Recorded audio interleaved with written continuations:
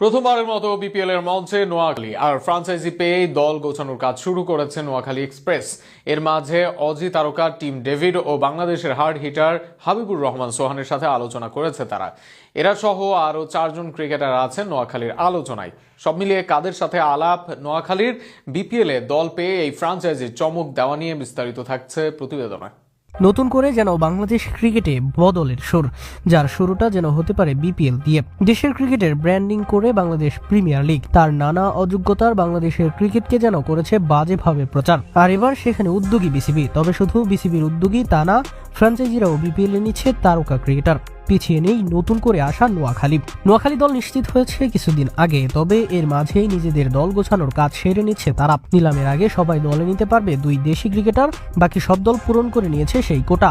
এর মাঝে দলগুলো নিলামের আগেই বদলে নিয়েছে একাধিক বিদেশিও। নিলামের আগে খুব বেশি সময় নেই নোয়াখালীর কাছে, তবে এর মাঝেই তড়িৎ গতির কাজ করছে তারা। এর মাঝে 6 জন ক্রিকেটারের সাথে কথা বলে রেখেছে তারা। বিপিএল এর মঞ্চে যারা হতে পারেন দারুণ পছন্দ।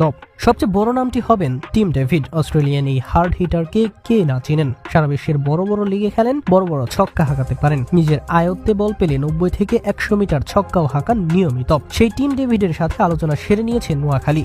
সবকিছু ঠিক থাকলে ডেভিড আসতে পারেন নোয়াখালীর ডেরায়। এছাড়া আরো 2 বিদেশি ক্রিকেটারের সাথে আলোচনায় নোয়াখালী, যারা হলেন কিউই অলরাউন্ডার জিমি নিশাম ও ওয়েন্ডিজের জনসন চার্লসের ব্যাপারে নোয়াখালী কথা এগিয়েছে অনেক দূর।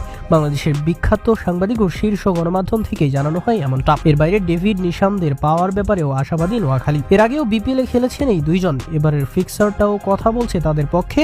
সব মিলিয়ে এই 2 জনের অন্তর্ভুক্তি দারুণ শক্তি দিবে দলকে। তবে শুধু বিদেশি ক্রিকেটার নয়, দেশি ক্রিকেটারকেও চমক নোয়াখালীর। 2 জন দেশি ক্রিকেটার নিতে পারবে দলটি, যার মাঝে একজন হতে পারেন হাবিবুর রহমান সোহান। ইমার্জিং এশিয়া কাপ মাতিয়ে এসেছেন সোহান। টুর্নামেন্টে দ্বিতীয় সর্বোচ্চ ছক্কা হাঁকান তিনি। সর্বোচ্চ রানের তালিকায় থাকেন, দলকে নেন ফাইনালে। সেই সোহানকে ডাইরেক্ট সাইনিং এ চায় নোয়াখালী। আলোচনায় তানজিম হাসান সাকিব ও সৌম্য সরকারের মতো নাম। দেশের ক্রিকেটের প্রেক্ষাপটে বড় নাম তারা। বিশেষ করে বর্তমানে ব্যাটে বলে তানজিম সাকিব হতে পারেন দারুণ পছন্দ। সব মিলিয়েই বিপিএল এ সেই চমক দেখাতে পারেন নোয়াখালী। তবে দেখা যাক কাগজে কলমের আলোচনা মাঠে বাস্তবায়ন হয় কিনা।